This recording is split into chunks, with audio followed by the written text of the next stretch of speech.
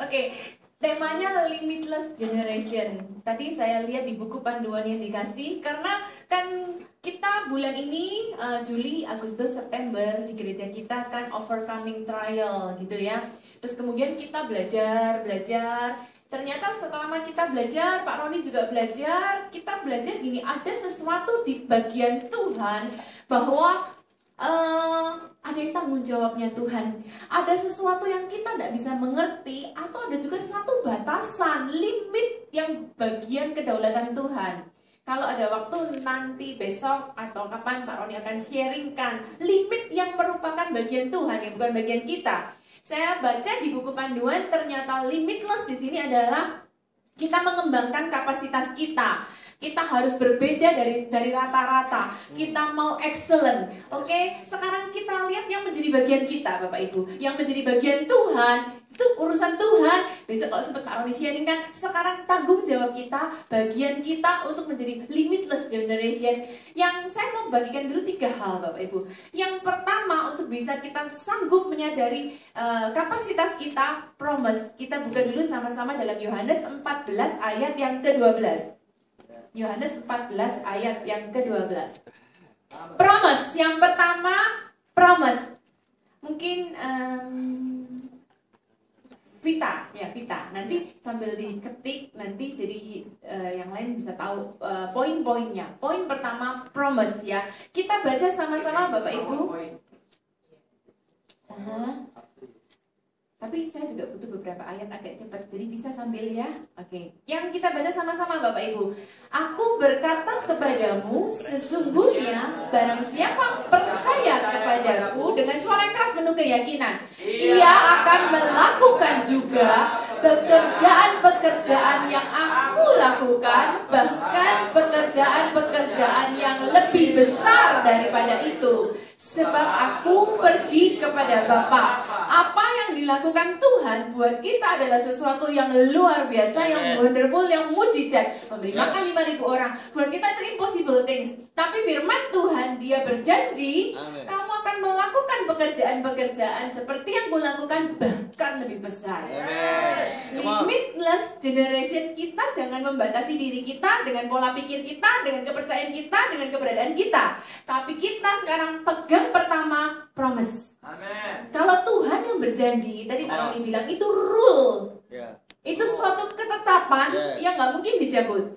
Dan kalau Tuhan berjanji, itu Tuhan lengkapi, built in di dalam kita. Suatu kemampuan. Nanti malam Pak Roni akan share tentang berkuasalah itu. Join itu loh. Berarti makanya di sini Tuhan berkata, kamu kan buat sesuatu yang lebih besar, itu masuk akal. Karena Tuhan sendiri yang kasih kepada kita. Promise. Yang kedua, Tuhan kasih provision. Amen.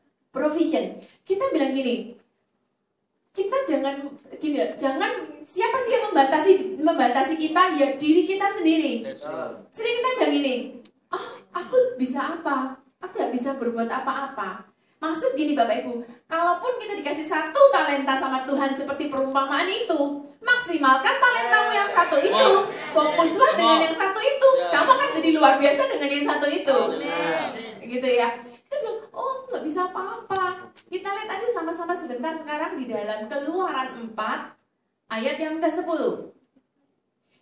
Tidak bisanya bicara kita, tapi kita bisa jadi pemimpin. Yuk kita lihat sini aja dulu. Lalu kata Musa kepada Tuhan, perhatikan ini ya, kalau kita membatasi diri kita nih, aku nggak bisa ngomong. Nanti saya cerita tentang diri saya sendiri juga. Aku ini tidak pandai bicara. Saya bayangkan Musa itu adalah orang yang selain gagap, dia kalau awalnya waktu 40 tahun pertama emosional kan? Lihat ada orang Ibrani dipukul sama orang Mesir, walaupun mulutnya gagap, tangannya tidak gagap Bapak Ibu. Langsung mati, tarik sama dia, dikubur. Mulut gagap, tangan tidak gagap. Ya kan? Tapi dia bilang gini, Tuhan, aku ini tidak pandai bicara. Sore hari ini Bapak Ibu siapa di sini mungkin kita bukan membatasi diri kita dengan mulut kita, tapi dengan kemampuan kita yang lain. Aku nih bisa apa? Kemampuanku sekian. Sekolah juga pas-pasan, nilai naik kelas juga syukur-syukur. Mungkin kita bisa berbicara seperti itu. Terus dia bilang gini, dahulu tidak dan sejak engkau berfirman kepada hambamu pun ini tidak. Sebab aku berat mulut dan berat lidah. So yang batasi dirinya Musa itu Musa sendiri. Next ayat yang ke-11. Next di bawahnya. Yang ke-11. Tetapi Tuhan berfirman kepadanya, ini lihat ya Bapak Ibu ya, siapakah yang membuat lidah manusia? Makanya kalau kita bilang, aku nggak sanggup Tuhan, Tuhan bilang gini sama, siapa yang ciptain kamu? Siapa yang buat kamu kok kamu mendaulat dirimu sendiri tidak bisa? Iya kan? Kemudian siapakah yang membuat orang bisu atau tuli, membuat orang melihat atau buta? Bukankah aku, yakni Tuhan? Selanjutnya, ayat yang ke-12. Oleh sebab itu, pergilah. Aku akan Sebentar. Pergilah. Ingat loh ya, Tuhan itu utus kita. Tuhan tuh mau kita do something. Seperti tadi Pak Roni bicara, laki-laki bekerjalah. Kita pun wanita do something lah. Kita nggak bisa bilang, oh aku nggak bisa apa-apa. Buktinya nanti saya akan buktikan. Pergilah, aku akan menyertai lidahmu. So, kalau kamu pergi, kamu melangkah, Tuhan menyertai. Bukan sampai di menyertai. Wow, ini dia yang luar biasa. Dan mengajar engkau. Gini loh, kamu bilang kamu berat lidah, Tuhan akan mengajar sesuatu di lidahmu. Kalau kamu bilang aku berat, apalah katakan, Tuhan akan mengajar di sisi yang kamu bilang kamu berat. Tapi yang penting kamu do something, kamu pergi, kamu melangkah. Di situ dikatakan, aku akan mengajar. Apa yang harus kau katakan? Provision. Setidak tidak mampunya seseorang, Bapak Ibu. Contoh kata Thomas Alva Edison. Dia itu di sekolah sampai dikeluarin karena saking tidak mampunya dia. Kurang fokus gitu ya, nggak bisa fokus. Dikeluarin dari sekolah, kita pikir, oh terbelakang, oh nggak mampu. Tapi dia justru gini, dengan istilahnya, orang bilang, satu talenta Thomas Alva Edison. Tapi dia fokus dengan satu talenta, dia maksimalkan seluruh muka bumi ini bisa lihat gara-gara Thomas Alva Edison. So walaupun satu, Tuhan bilang aku menyertai, aku mengajar, maksimalkan itu, berkaryalah, kita bisa berbuat sesuatu untuk muka bumi ini. Yang kedua, provision. Tapi promise dengan provision seringkali tidur di dalam diri kita sebelum ada problem. Promise dan provision seringkali tidur dalam diri kita sebelum ada problem. Nah, seringkali kita bicara, oh aku ngalamin seperti ini ya. Gini, sekarang saya sharing nih. Saya ini dari kecil sampai sebelum nikah sama Pak Roni seperti gong, Bapak Ibu. Gong itu kalau nggak dibunyiin gong, sampai kapanpun dia nggak akan bunyi, Bapak Ibu. Jadi saya ini diam aja. Kecil aja dicubit sama cici saya sampai bernanah 1 bulan nggak bicara sama mami saya, diam, manut, iya, terima apa adanya, diem aja nggak bisa bicara. Waktu masuk SMP, ospek Bapak Ibu ya, suruh cari tanda tangan 200 kakak kelas, yang semua temen-temen udah lari ke sana kemari dapat tanda tangan. Saya diem aja nggak berani ngomong, saya pemalu Bapak Ibu. Cici saya bilang gini, kamu sudah dapat berapa? Belum dapat apa-apa. Sini bukumu. Cici saya kayak Chloe. Nah, nih cici saya ini. Dalam waktu sekejap, saya yang pendiam menjuarai dari teman-teman saya. Tapi saya pada dasarnya diem. Nah, sedang kalau nggak ada problem, nggak akan muncul sesuatu yang ada di mulut saya ini. Diam, Bapak Ibu. Kalau saya bisa berdiri di tempat ini sekarang ini namanya mujizat, Bapak Ibu. Timbullah masalah. Pak Roni, awal-awal saya menikah sama Pak Roni menggembalakan di Mataram, Bapak Ibu ya. Nggak ada full timer awal-awal, terus baru merekrut 1 full timer. Pak Roni main musik sendiri, khotbah sendiri, perjamuan kudus sendiri, tutup doa berkat sendiri, baptis sendiri, kecuali 1, jalankan kolektor. Lama-lama Bapak Ibu jadi masalah buat Pak Roni. Baca firman Tuhan bukan karena kehausan kerinduan, baca firman Tuhan karena harus sampaikan firman Tuhan. Bapak Ibu, kalau kita seminggu sekali nyampaikan firman Tuhan, it's okay. Ada waktu 7 kali 24 jam untuk siapin firman Tuhan. Sedangkan Pak Roni, doa pagi, doa puasa, doa malam, firman Tuhan, itu semua harus Pak Roni. Lama-lama, dia sampai satu titik, aku nggak bisa kalau gini terus nih. Kamu harus bantu aku. What? Saya suruh bantu kamu dalam hal apa? Kamu sharing firman Tuhan. Wah, saya tuh bilang gitu, impossible dalam hidup saya suruh sharing firman Tuhan tuh nggak kebayang deh bener-bener. Saya kalau di sekolah minggu berani pakai alat peraga lah, ini itu bisa, tapi di depan umum impossible, Pak Ibu. Tapi ini problem buat suami saya. Kalau kamu nggak bantu aku nggak bisa, aku nggak sanggup sendiri. Oke, belajar dulu lah nih. Doa pagi ya. Waktu itu doa pagi cuma 7-8 orang, maksimal lah 10 orang. Bapak Ibu tahu apa yang terjadi sama saya? Sepanjang minggu, bukan sepanjang malam loh ya. Sepanjang minggu tidur gelisah bolak-balik. Siapin firman Tuhan, ayat sepanjang malam sebelum doa pagi. Saya nggak bisa tidur Bapak Ibu. Pagi itu begitu waktunya, saya kebayang gemeter, begitu nyanyi puji-pujian, mondar mandir ke kamar kecil, pipis, lagi balik, pipis, lagi balik. Bapak Ibu, kalau orang tuh di titik bener-bener nervous ya, bukan hanya pengen pipis loh Bapak Ibu, ya pusing, ya mau muntah, ya mules, ya pipis, semua jadi satu Bapak Ibu. Hanya untuk menyampaikan doa pagi di sekitar 7 orang. Saya siapin semua. Tapi Tuhan itu baik. Makanya di situ dikatakan mengajar itu betul loh. Melangkahlah dulu pergi, aku menyertai, aku mengajar. Begitu saya bicara Bapak Ibu, lancar. Walaupun cuma 15 menit.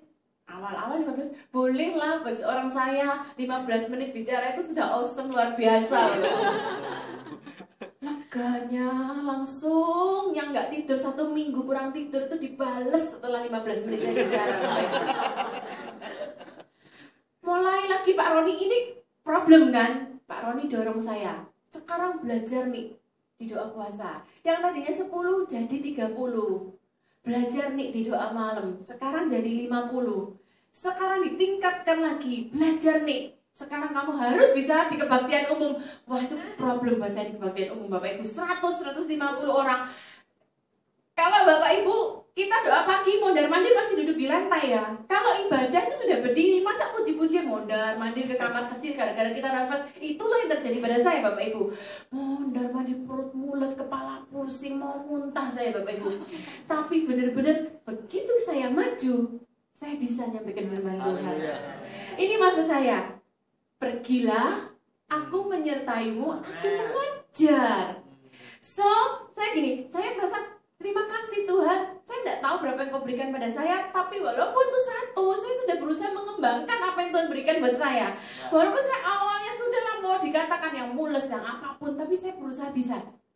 Saya berusaha mau. Saya pegang firman Tuhan ini, aku mengajar kepada kamu.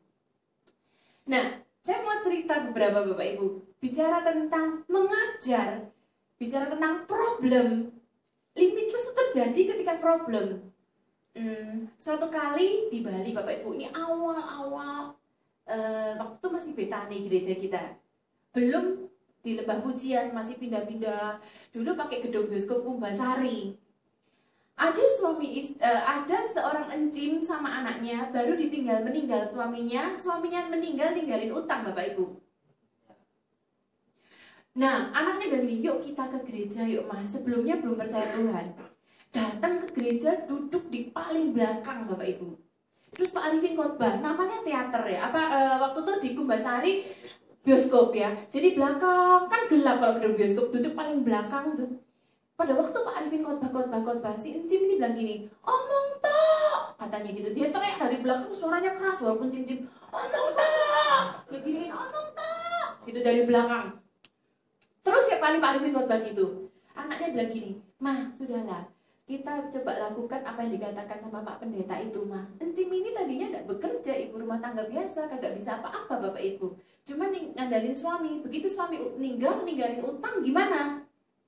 Terus anaknya bilang, sudah lama, yuk kita lakukan apa yang dibilang sama Pak Pendeta itu.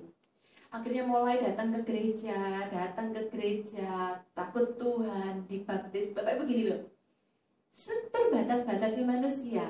Ketika problem ada, Tuhan bisa bilang, aku mengajar kamu dengan apa yang kamu miliki. Bapak Ibu tahu apa yang terjadi? Dia bikin bubur ayam. Mengajar kan? Orang tuh kalau terpepet, ada masalah, tiba-tiba timbul ide, tiba-tiba bisa sesuatu. Bikin bubur ayam Bapak Ibu. Nah, saya ini jujur kata, orang yang kurang suka bubur. Tapi makan bubur ayamnya Encim Loyen ini, enaknya luar biasa. Bahasa Jawanya, enaknya, wow, suka sekali. Dan Bapak Ibu tahu apa? Tuhan tuh begitu dia melangkah pergi, dia takut Tuhan. Tuhan kembangkan, Tuhan ajarkan. Ingat ya, ketika kita takut Tuhan, saudara, Tuhan ajarkan. Dan seperti kata kepada Musa, aku mengajar kamu. Semakin dikenal. Waktu itu Bapak Ibu ya, buburnya masuk ke hotel-hotel bintang 5 di Bali, terkenal Bapak Ibu. Dan saya mau kasih tahu, Ibu Tin Soeharto, kalau sewaktu beliau masih hidup, pokoknya kalau ke Bali harus makan buburnya Encim Loyen. Sampai lewat seorang Encim ini, yang istilahnya let's say cuma satu talenta, cuma bisa bikin bubur doang. Waktu itu izin di gereja di Bali sulit sekali, sudah ajukan izin sulit sekali, nggak keluar izin. Nah, Encim ini deket sama Bu Tin Soeharto gara-gara bubur. Suatu kali Bu Tin bilang gini sama dia, kamu tuh agama apa toh? Agama Kristen Bu. Pendeta saya itu loh yang suka masuk TV. Oh, yang sipit-sipit itu ya, putih itu ya, katanya Bu Tin. Tahu. Kamu kepingin apa sih yang kamu mau minta dari aku, kata Putin. Gini loh Bu, gereja saya ini sudah lama ngurus izin, tidak keluar izin. Tolong apa Bu, katanya gitu. Bapak Ibu tahu apa yang terjadi? 1 bulan kemudian izin gereja membangun dikeluarkan. Dari seorang Encim yang cuma bubur. So, Bapak Ibu, apa yang ada padamu jangan bilang seperti Musa, bibirku berat, aku tidak bisa apa-apa. Jangan batasi dirimu sendiri. Satu lagi saya kasih kesaksian. Ada jemaat saya, masih muda, kerja di perusahaan sekuritas bagian administrasi, gitu ya. Cuma kerja gitu doang. Anak ini dari Rock Malang sebelumnya. Nah, kemudian dia Malang itu terkenal keripik singkongnya Bapak Ibu. Suatu kali pokoknya singkat cerita dipesenlah sama salah satu ibu di Jakarta, pesen 200 pack keripik singkong. Begitu barang datang sampai Jakarta, si ibu yang pesen ini tiba-tiba bilang, aku gak ada duit buat bayar kamu. Dia bilang gitu. Ini makanya problem itu kita lihat Allah turut bekerja dalam segala sesuatu untuk mendatangkan kebaikan, termasuk kebaikan keterbatasan kita ini bisa keluar gitu loh dalam problem. Terus dia bilang gini, gak bisa bayar, terus 200 ini mau dimakan siapa, katanya gitu. Tiba-tiba Tuhan mengajarin, muncul ide, taruh di status BlackBerry. Siapa yang mau beli keripik singkong bisa ditulis enak, begini. Loh Tuhan tuh ajarin, kasih ide. Dia bilang, dalam waktu 2 jam, 200 bungkus keripik singkong habis.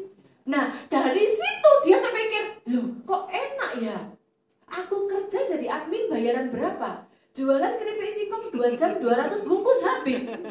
Sejak itu Bapak Ibu bukan hanya jualan keripik singkong aja. Jualan sambel, jualan marning, jualan pia. Jadi keripik singkongnya ini pekerjaan utama, sambilannya sekuritas akhirnya. Jadi terbalik Bapak Ibu. Saya mau jelasin, jangan batasin. Kadang-kadang terpaksa, kadang-kadang problem itu justru memunculkan keterbatasan diri kita, gitu ya. Oke, selanjutnya saya mau gini, apa sih yang membatasi kapasitas kita? Cuman satu aja, itu adalah pola pikir kita sendiri Bapak Ibu. Yuk kita buka sama-sama di dalam 1 Samuel 17. Yang pertama, pola pikir terhadap fisik kita. Oh, aku berat mulut. Oh, aku pendidikanku pas-pasan, pengalamanku pas-pasan. Oh, aku nggak bisa begini, aku nggak bisa begitu. Kalau bilang seperti itu, Pak Roni bilang, maaf ya Bapak Ibu, saya bukan mawar, di suami sendiri, saya cinta dia. Imut-imut kan Bapak Ibu. Kalau Pak Arifin selalu bilang, kecil-kecil tapi dynamit. Iya kan? Tapi dia mengembangkan kapasitasnya. Kalaupun dia dibilang kemampuannya bicara, tapi dalam bicara dia kembangkan kemampuannya yang bicara itu. Sekarang apa yang ada pada kita, kembangkan. Loh Bapak Ibu, kalau zaman dulu orang tuh dianggap pinter kalau pinter matematika atau kimia atau fisika. Zaman sekarang bicara itu poin, melukis, seni itu pun poin. Loh tukul loh Bapak Ibu kaya gara-gara pinter ngomong. Mungkin sudah Bapak Ibu sudah lama tidak di Indo, nggak ngerti tukul ya, nggak ngerti tukul kali. Itu gara-gara bicara. Jadi yang menghalangi kapasitas kita, yang membatasi, yang melimit kapasitas kita itu pola pikir kita sendiri. Amin. Yang pertama terhadap fisik kita, juga pendidikan kita, keterampilan kita. Tapi awas, yang kedua, hati-hati. Yang membatasi, yang melimit kita adalah lingkungan kita, sekitar kita. Hati-hati apa yang kita lihat, hati-hati terhadap apa yang kita dengar. Saya mau sharing gini ya Bapak Ibu, yang kita dengar itu akhirnya membuat kita takut, membatasi kita. Sharing aja ini. Kita itu 9 Juli kemarin kan pemilu di Indonesia. Tanggal 8 Juli itu kita malam sebelum pemilu itu kita ada Kingdom Family. Kita di Jakarta ada program Kingdom Family sebulan sekali. Diumumkanlah tanggal 22 Juli ada KKR-nya Pak Franky. Kita kan nggak tahu apa yang akan terjadi ke depan. Ternyata tanggal 9 Julinya pada waktu pemilu jam 1 siang, kita tahu semua lah ceritanya, dari kubu Pak Jokowi mengumumkan kemenangan. Nggak lama kemudian dari kubu Pak Prabowo juga mengumumkan kemenangan. Sampai akhirnya diambil keputusan tanggal 22 Juli, nunggulah 22 Juli diumumkan siapa yang menang. Wah, itu hari demi hari, pas hari tanggal 22 Juli, itu hari yang benar-benar menegangkan Bapak Ibu. Nah, KKR-nya Pak Franky tanggal 22 Juli, orang-orang jalanan Bapak Ibu tanggal 22 Juli itu sepi sekali.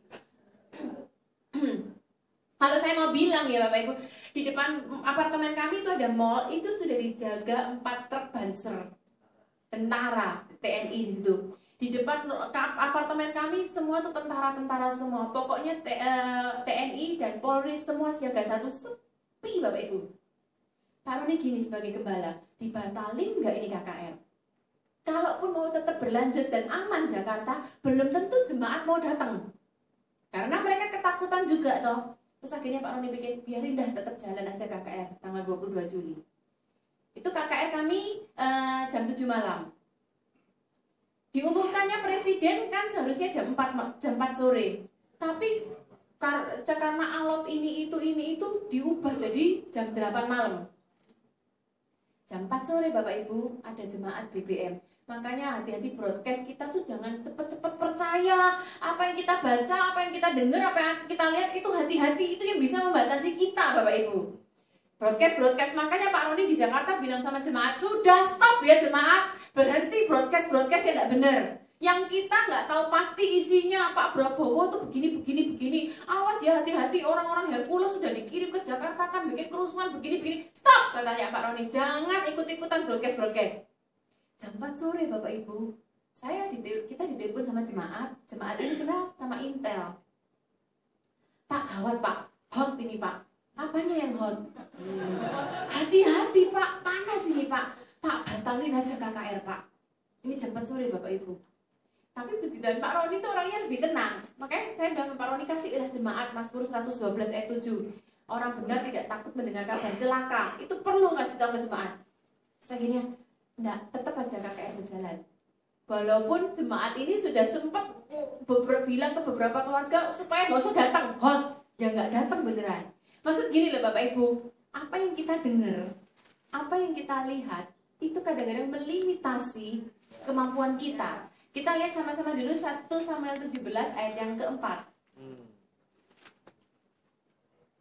1 Samuel 17 ayat yang keempat.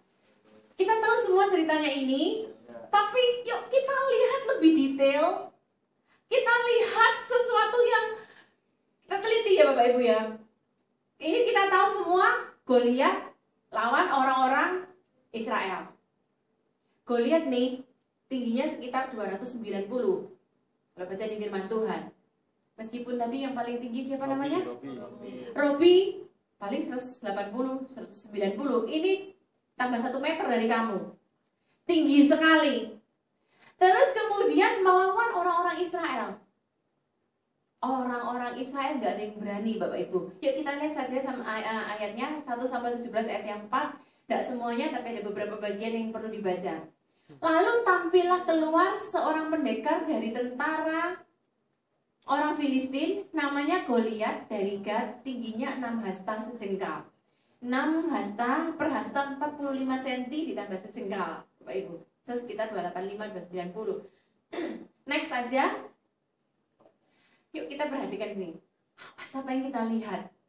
Yang kita lihat akan mengintimidasi kita. Ya, di sini dibayang. Bayangkan Bapak Ibu seorang dengan tinggi 290. Mungkin setinggi ini ya Bapak Ibu ya. Almost ya. Ini lebih kurang 3 meter ya. Bayangkan orang setinggi ini Bapak Ibu. Terus dikatakan di sini firman Tuhan, ketopongnya tembaga di kepalanya. Oke. Terus dikatakan ia memakai baju sirah yang bersisik. Bayangkan seorang yang tinggi besar, gagah, mesin perang, biasa berperang, ketopong tembaga, pakai baju sirah yang bersisik. Berat baju sirah ini 5.000 sikal tembaga. Sudah saya hitung, sekitar 57 kilo. So, berapa besarnya orang ini Bapak Ibu? Makanya orang Israel sudah keder duluan lihat si Goliat. Apa yang kamu lihat? Hati-hati. Dia lihat, udah keder duluan. Next selanjutnya, dia memakai, udah ya, dari kepala ke topong, pakai baju sirah, kakinya penutup kaki dari tembaga. Istilahnya gini loh, tidak ada bagian tubuh yang bisa kena pedang Bapak Ibu. Nah sekarang kalau orang Israel bawa pedang, orang Israel kan tinggi rata-rata Bapak Ibu, bawa pedang ya tidak bisa. Kita tahu sama-sama Daud mematikan Goliat di kepala sini kan. Sekarang orang Israel bawa pedang mana bisa mau loncat ke kepalanya. Mau di dadanya baju sirah, mau di kakinya pakai semua pakai. Dan di bahunya ia memanggul lembing tembaga. So semua serba tembaga dalam tubuhnya.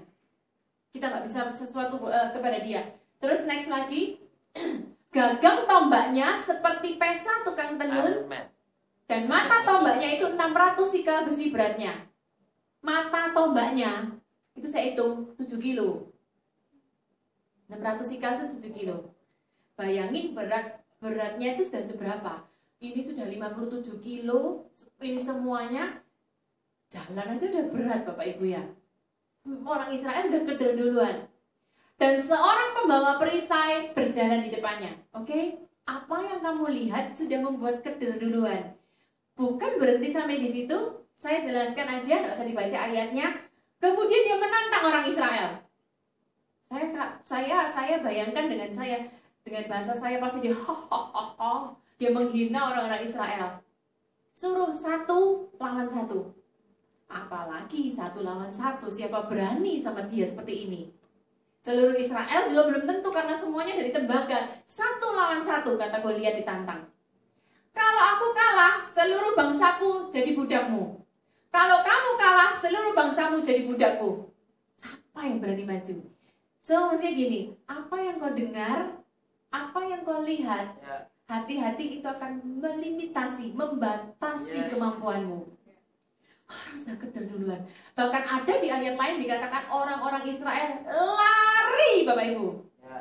Mereka lari ketakutan. So yang kita dengar, makanya bilang Pak Roni, Pak hati-hati Pak, hot. Apanya yang hot? Hati-hati yang kau dengar melimitasi kemampuanmu. Kemudian tampillah seorang Daud.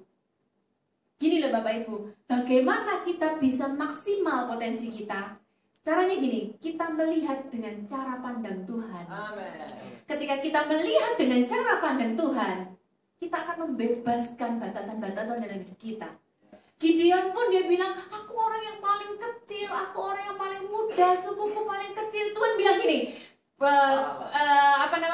pola pikir Tuhan gini, kamu pahlawan yang gagah berani. So, ayo kita pakai pola pikirnya Tuhan. Datanglah Daud Bapak Ibu. Disuruh bapaknya pergi ke medan perang. Dia bawa 36 kilo gandum. Nanti baca sendiri, hitung sendiri. Pokoknya dia bawa 36 kilo gandum, sama dia bawa roti-roti lah. Katakanlah kalau di Indonesia bawa roti-roti, roti boy lah, roti o lah, atau roti apapun dia bawa, pergi ke medan perang.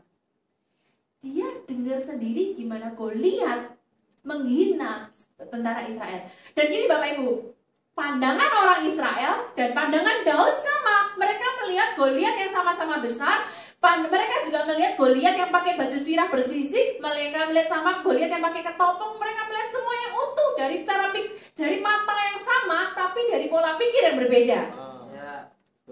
Bapak Ibu lihat ya, kalau dipikir-pikir dengan senjatanya Goliat seperti ini,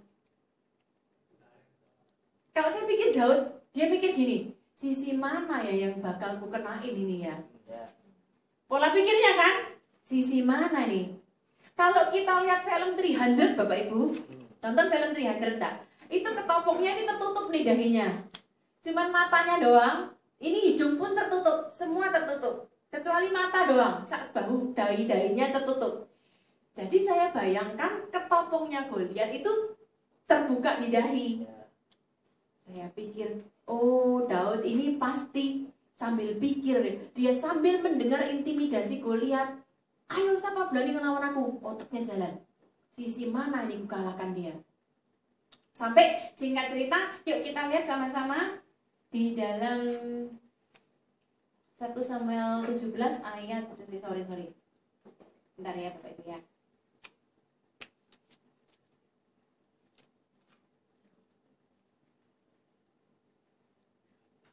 Bentar Bapak Ibu.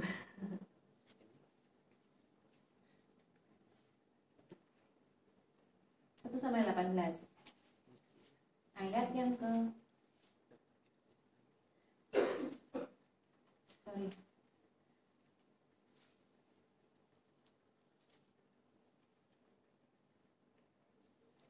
1 Samuel 17 tetap ayat yang ke 44. Oke. Bapak Ibu kalau perhatikan nanti baca sendiri 1 Samuel 17.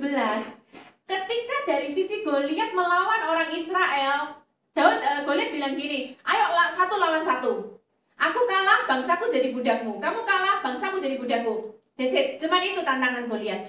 Tapi ketika Daud datang, tantangan Goliat beda lagi. Kita lihat ayat yang ke 1 Samuel 17 ayat yang ke 44. Pula orang Filistin itu berkata kepada Daud gini, hadapilah aku, maka aku akan memberikan dagingmu kepada burung-burung di udara dan kepada binatang-binatang di padang. Intimidasinya lebih parah Bapak Ibu. Apa yang dilihat, apa yang didengar, seharusnya bikin Daud itu keder Bapak Ibu. Tapi yuk kita lihat sama-sama apa responnya Daud. Ayat yang ke-45. Tetapi Daud berkata kepada orang Filistin itu. Gini Bapak Ibu. Pola pikir Daud, cara pandang Daud, dia melihat Tuhan di belakang Goliat. Amin. Ada yang lebih besar lagi daripada Goliat. Goliat setinggi ini. Tapi dia melihat Tuhan yang menembus langit di atas segala langit. Amen. Dia bilang seperti ini. Kita baca ya Bapak Ibu ya.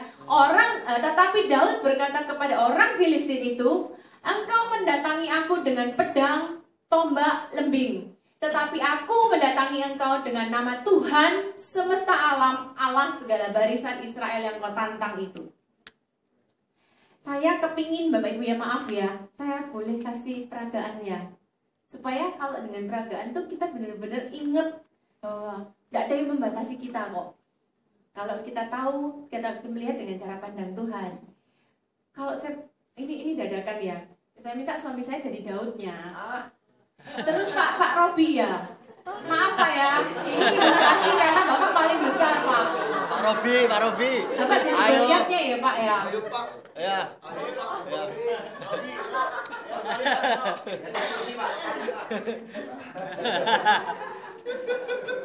Ini jebol kalau dibanding Pak Robi.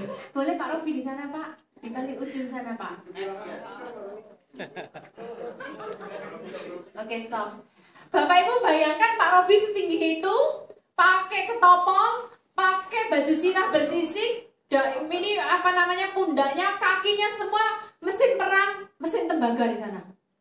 Ini Daud, kalau kita lihat firman Tuhan disuruh pakai baju sirah, suruh pakai ketopong kebesaran. Baju sirah kebesaran, nggak ada yang bisa cukup. Bawa pedang keberatan. Tapi dia melihat dengan cara pandang Tuhan. Gitu loh Bapak Ibu. Coba misalnya jadi Daud, dia sudah mikir nih, bagian apa yang bisa tembus. Bapak Ibu yang sekali mati. Bapak Ibu yang sekali mati tembak apa Bapak Ibu? Kalau regu nembak itu yang ditembak antara dua. Kalau regu tembak itu yang ditembak antara dua. Apa Bapak Ibu? Jantung atau kepala? Dia cerdik, dia biasa kan melawan beruang, melawan singa-singa katakan. Coba saya ngajeng baca itu. Engkau mendatangi aku dengan pedang dan tombak dan lembing. Tetapi aku mendatangi engkau dengan nama Tuhan semesta alam, Allah barisan segala Israel yang kau tantang itu. Terus perhatikan Bapak Ibu gini ya. Ini perhatikan ya.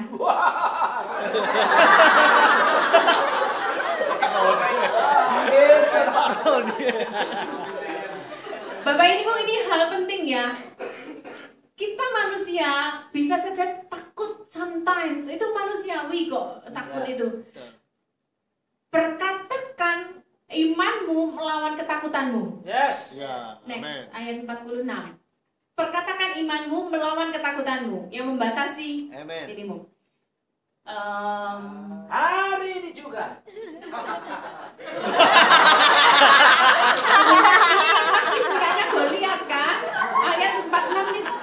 No. 45 ini Daud. Nah, 46 ini Daud. Ayo sayang. Hari ini juga Tuhan akan menyerahkan engkau ke dalam tanganku. Stop sayang.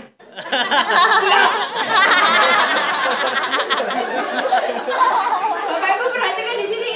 Dia bukan bilang hari ini juga aku, tapi dia bilang Tuhan. Karena dia melihat dari perspektif Tuhan. Dan dia berkatakan ini penting Bapak Ibu ya. Ketika Anda takut, perkatakan imanmu melawan ketakutanmu. Amin. Ya. Saya bayangkan seorang Daud melihat mesin perang penuh dengan tembaga yang kedel juga. Tapi dia berkata seperti ini.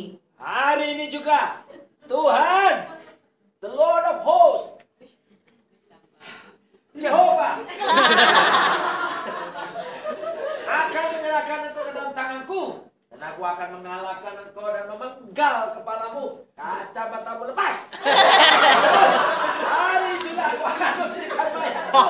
Dan mayat tentara Filistin kepada burung darah dan kepada binatang-binatang liar. Supaya seluruh bumi tahu bahwa Allah, Israel mempunyai Allah. Perhatikan Bapak Ibu.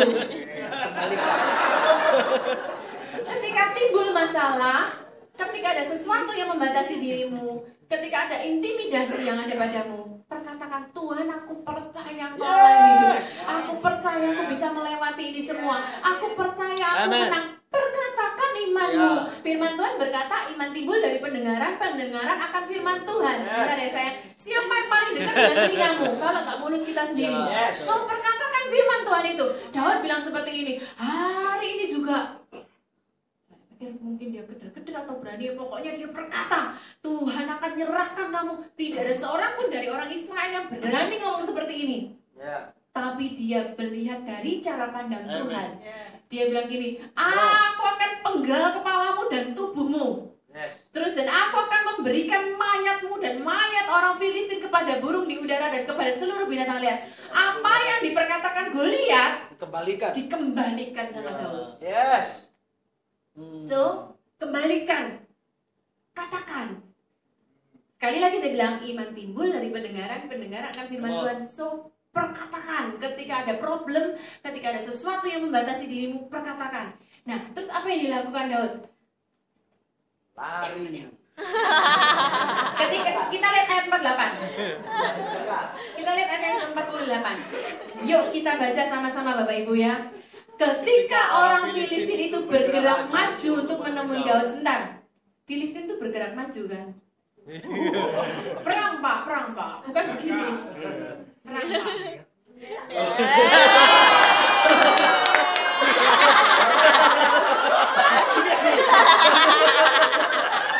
Kayak Indonesia kayak sulit berarti.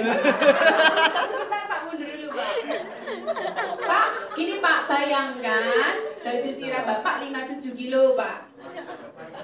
Potong Bapak. Bayangkan sepatunya Bapak semua tembaga. Bayangkan mata tombaknya Bapak 7 kilo. Jadi mungkin Bapak tidak bisa sambil bergetar gini kali Pak. Karena berat semuanya. Oke. Benar? Ketika orang Filistin itu bergerak maju, so perhatikan Bapak Ibu, ini loh ya. Firman Tuhan bilang sama Musa, pergilah. Kita tuh perlu do something, tuh melangkah tuh penting. Amin. Ketika kamu tidak melangkah, kamu nggak akan melihat kapasitasmu. Ya, itu. Makanya tua-tua tuh melangkahkan kaki ke sungai Yordan. Terbelah. Langkah dulu sekali, terbelah. Sungai. Sebelum kamu do something melangkah, kapasitasmu tetap kamu batasi dengan cara pandangmu sendiri. Ya. Oke? Maka di situ cuma maju doang, pelan-pelan stop. Tapi segeralah Daud berlari ke barisan musuh. Slow motion. Sebentar dulu Bapak Ibu. Saya bayangkan ada garis batas kan? Garis batas ini, garis batas musuh. Tapi Daud melewati garis batasnya dia. Dia berkata berlari menuju barisan musuh. Nah, sekarang berlarilah suamiku. Slow motion or real motion? Ayo Pak, maju pelan-pelan Pak.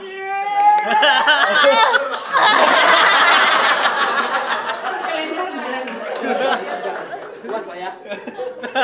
Kelempar beneran. Oke. Sambil gini Bapak Ibu ya. Dia bukan asal berlari, dia pakai iman, dia berkatakan iman, tapi dia juga pakai apa ya? Membidik. Talenta yang Tuhan berikan. Makanya talentamu satu, maksimalkan di satu. Fokuslah di satu. Talentanya dia, Daud, biasa singa, beruang. Dia biasa di situ. Dia maksimalkan, dia fokus di situ. Enggak apa-apa, Bapak Ibu bilang, oh talentaku cuma satu, kasihan diriku kok cuma dikasih. No, dengan satu maksimalkan dirimu. Daud dengan cuma bunuh-bunuh singa dan beruang, dia bidik kepalanya, bam. Sayang. Ayo, Goliat masuk. Stop ya.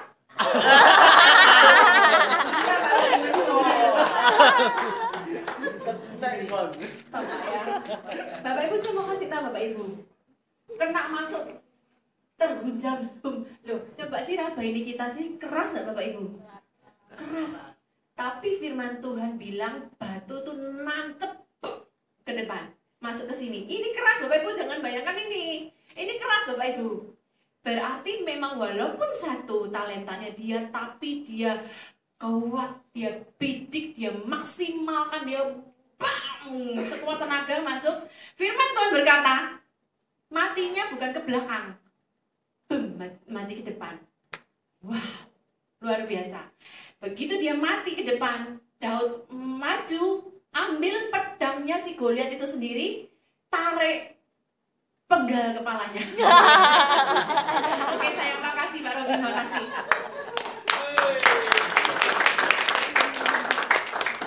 Tarik kemudian penggal kepalanya. Dan kita lihat sama-sama, Daud menang.